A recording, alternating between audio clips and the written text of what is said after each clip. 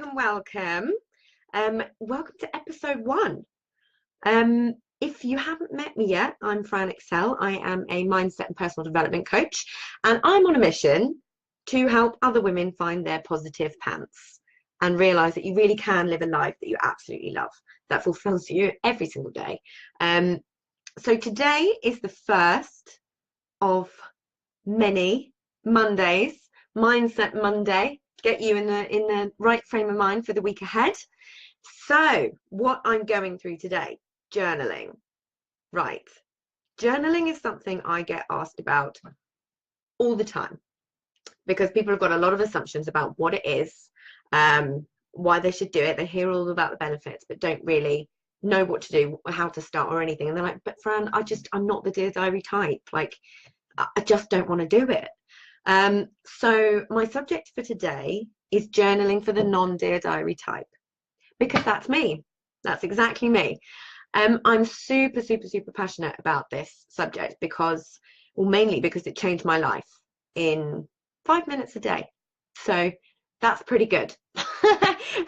So what I want to go through is I really want people to realize just how easy it is to completely shift your mindset around. It doesn't have to take a lot of time. It doesn't have to take a lot of energy. And the shifts can be so quick, so quick. And you really can create this positive mindset that you're all wanting to create. You know, this mindset where you can feel consistently positive in a non-annoying way. And that foundation is where everything opens up for you. It really is. It's where your whole entire world starts to open up from this mindset of positivity and a belief in yourself and a belief that things can happen in the right way at the right time and all of that sort of thing. So why should you journal? What I'm going to do is run through just a few of the benefits that journaling gives for both our mental health and our physical health, and our general state of well-being. So you get a much better understanding of yourself, much better. Self-awareness. I talk about this a lot in the group. Self-awareness is so key for changing any behavior. Being aware of when you're actually doing something and how you're doing it and when it starts and what your triggers are, all of that sort of stuff. If you can start from that mindset, everything else will genuinely open up for you. So it also helps you achieve your goals. I mean, I can't tell you how many scientific studies and psychological studies that there are telling you that to achieve your goals, you need to write them down. And this is one of the things that journaling can help with. It helps you completely shift your mindset. It helps you feel more grateful, and gratitude is the opposite of anxiety. So that is huge. If you can live in a more grateful state, a lot of that anxiety and unease that you feel day to day starts to shift and starts to just get less and less. Who wouldn't want that? It makes you happier. It makes you more mindful. It makes you have focus and purpose back in your life. Better relationships. It allows you to get to know yourself on a level that really does start to change your relationships. I got into all of this because I was in a bit of a mindset pickle myself, and I used to refer to myself as Eeyore on a bad day, which is not a good place to be for me or anyone that loves me. It makes me very difficult to love. But that's where I was. And through doing this and learning about this is genuinely what changed my life. So you feel more happy. You have a more positive outlook. You become accountable to yourself and other people, but mainly to yourself. It's that accountability in yourself that will then allow you to achieve all the things that you want to achieve. You start and finish your day better. And in doing that, it actually helps you sleep better. Genuinely helps you sleep better. Why would you not want that? So many of us are hugely struggling with our sleep patterns and things like that. We're going to bed in a grump, and I have this belief that you tend to wake up how you went to bed, unless you've had a very bad night's sleep anyway. But you tend to, if you go to bed and you're feeling negative about your day and you're feeling negative about everything that happened to you, and you're just feeling like, oh, I just want to go to bed, I want the day to be over, you're more likely to wake up that way. And if you wake up in a grump, you're going to then continue your day in a grump. So there's a couple of little tips and tricks that you can use to completely stop that happening. And it is quick. It's really, really quick. The next one, one of my favorite ones, is it helps you keep more memories. We forget so much that happens to us in our day, so much. And what I do is I reflect on things. So I write in my daily journal, and then at the end of the month I reflect back on it, and every single time without fail, I guarantee you I've forgotten things, and I get to go over that month of all the positive things that have happened to me and all the great things that have happened, and go over them again. And it means that that's more solidified in my head. So when you can get into that mindset of, oh, everything's rubbish, nothing good ever happens to me, oh, typical, that sort of mindset, this helps shift all that around. It really genuinely does. It helps you achieve your dreams because you're writing them down. You get really, really clear on what you want, and by doing that, it activates your reticular activating system. And what that is kind of like a spam filter for your life. The brain can only take on so many images and sights and smells and all of that sort of stuff in a day, but by activating that system, what you're doing is you're telling your brain what you want to see. And that's so important. So I've used this example before where, you know, when you've decided that there's a particular car you want and then that's all you see everywhere, that's your reticular activating system at work. So it's showing you the opportunities and reminding you of what you want. So you want to be telling your brain what you want to see. It's a really, really big thing for that. Stress reduction is the next one. That, who doesn't want that? We're all stressed. We all need to find ways to manage our stress, and journaling can help you do that. It's a really calming way to finish or start your day, whichever one works for you, or both. I've just recently actually started to do both. So it also makes you kinder if you do the journaling the way I do it, but also with that increased self-awareness, it genuinely makes you kinder. And then there's a whole ream of other benefits that come with being kinder. I'll go on to that a little bit more later on in this episode. It massively increases your well-being. Your confidence will increase as well, and it will genuinely just help you be a better version of you. There's nothing wrong with you. This can help you be a better version. Who wouldn't want that? So what is it? What is journaling? There's a lot of assumptions that with journaling, it's dear diary, sitting there, bearing your soul for hours on end, writing reams and reams and reams of things. So there's a huge amount of people who don't want to do that. I don't do that. I don't do that. That's not the right style of journaling for me. It is a style of journaling, but it is not journaling on the whole. So what I'm going to go through with you in this is some of the other options that are out there for you. So now we've gone through the benefits, of which there are many more than I've mentioned. What really is it? It's a method of getting whatever's inside of you outside of you, which is so great for us because it allows us to process what's going on in our heads. It allows us to process things that happen to us in the day, the way we're thinking, our view of the world. It allows us to get all those little niggles and all those things that we're keeping to ourselves out on paper and just out of us, and the relief. Have you ever written a letter to someone, like an angry letter, but not sent it? But that sense of relief that you feel just having written out your thoughts, if you've ever done that, this is what you get, and you can get that every day, and you only need to spend 5 minutes on it. If that's all you've got, perfectly fine.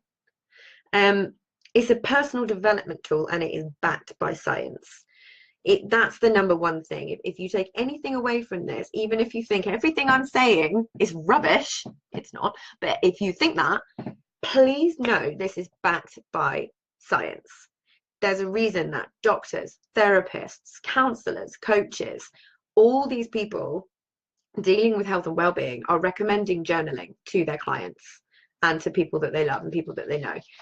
I cannot express to you how important it is to understand that this is not a flash in the pan. This is something that is real, it's tangible, and it can help you if you're in a mindset where you need that little bit of oomph back in your life. You need to start shifting that mindset around. This is something that can absolutely help you.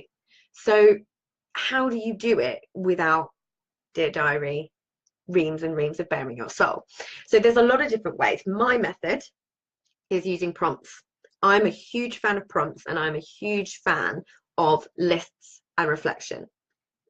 Like I say, takes me 5 minutes. I spend 5 minutes every day, and then at the end of the month I spend a little bit more time reflecting on everything that's happened. So going over what were your top 3 moments, what were your top 3 achievements, all of that sort of stuff. So I'll give you my prompts. So the first one is 3 things you're grateful for. So every day I'm writing down 3 things that I'm grateful for. Like I said earlier, gratitude is the opposite of anxiety. You can't feel both at the same time. So the more you can focus on gratitude, it's what's known in positive psychology as an intervention.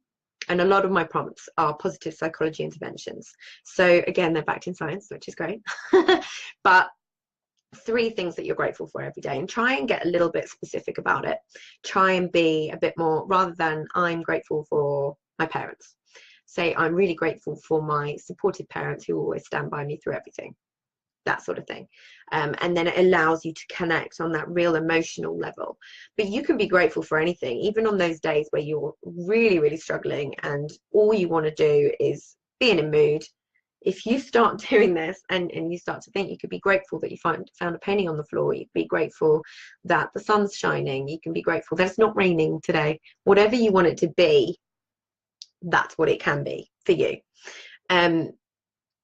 The next one is 3 good things. This is one of my favorites. 3 good things is all about shifting your focus from the negative to the positive. It's not your fault that you're negative. It's you have actively trained your brain to be that way. The brain follows the path of least resistance. So when it's consistently been to the negative, to the negative, to the negative, and that's your autopilot habit to be negative, you need to shift that. But you can shift that through a process called neuroplasticity, which is all about retraining your brain essentially and creating new neural pathways. That's what this does.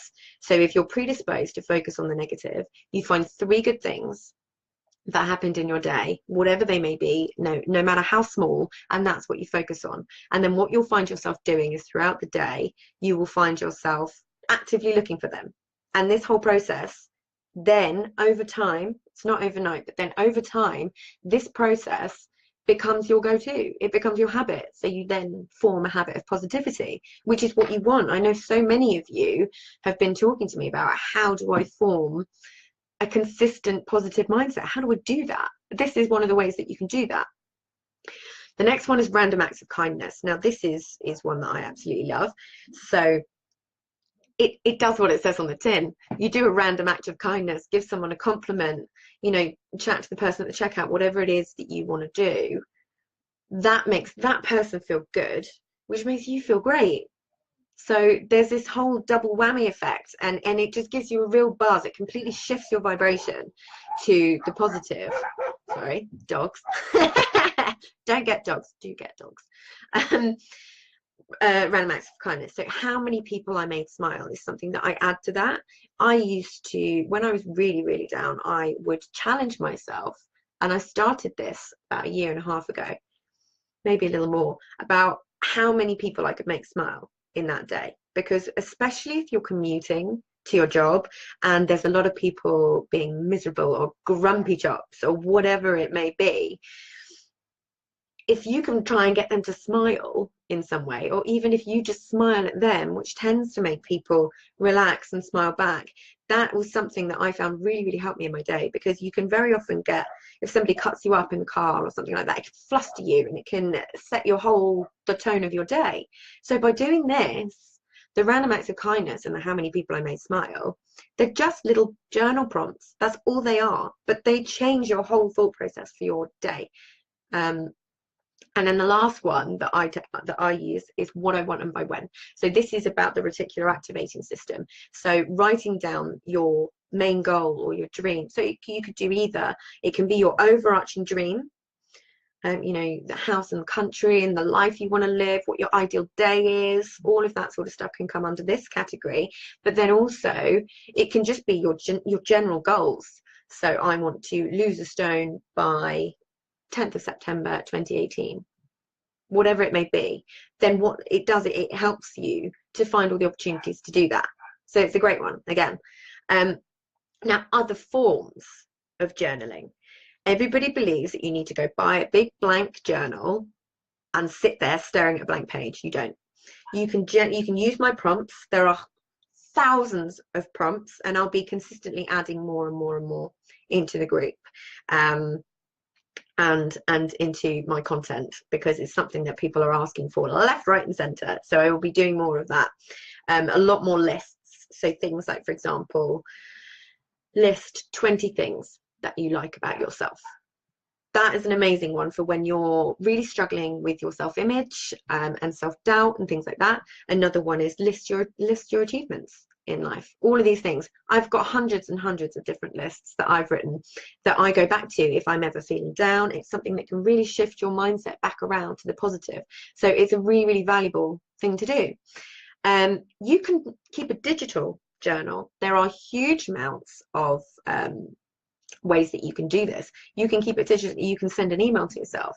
I'm going in more detail into this in a future episode, but there are so many ways that you can do this. It has to be what's right for you. So there's digital, there is audio. You can just talk into your phone, you know, and record voice notes. You can use video. You can actually record yourself going to bed, and talk about your day, or talk about your prompts, whichever way you want to do it. Mind maps is another one. I enjoy mind maps. I think of them as those spider diagrams from school, where you put a little bubble in the middle and then you have all the little bits coming off. So you could put, for example, a mind map of you. What makes you you? So you put Fran in the middle and then all the little spokes coming off. So you can have family and then all the bits coming off there. And this is a really, really lovely visual way it's just a different way to look at your situation. And sometimes your brain can look at it and go, oh, things are pretty good. I like that. Bullet journaling is another one.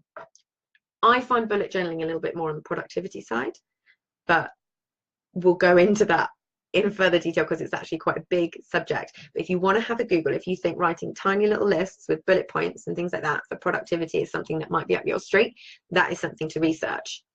So basically, if it's been something that you've been thinking about doing, or wanting to learn how to do but not knowing where to start, then stick with me. Like I say, I've got loads more content coming up and I'm really, really excited about it. We'll find the right way for you and we will shift your mindset around and help you find your positive pants. We will find them. We've all got them somewhere. We've just got to find them. So to summarize, huge health and emotional benefits of journaling. You don't have to bare your soul or spend hours doing it. You can just use prompts if that's what's right for you. Think about the different methods and what would be right for you and what you're going to stick to, because you need to form a habit. And then stick with me. And I will see you next week for some more content. And I'm really looking forward to it. Bye.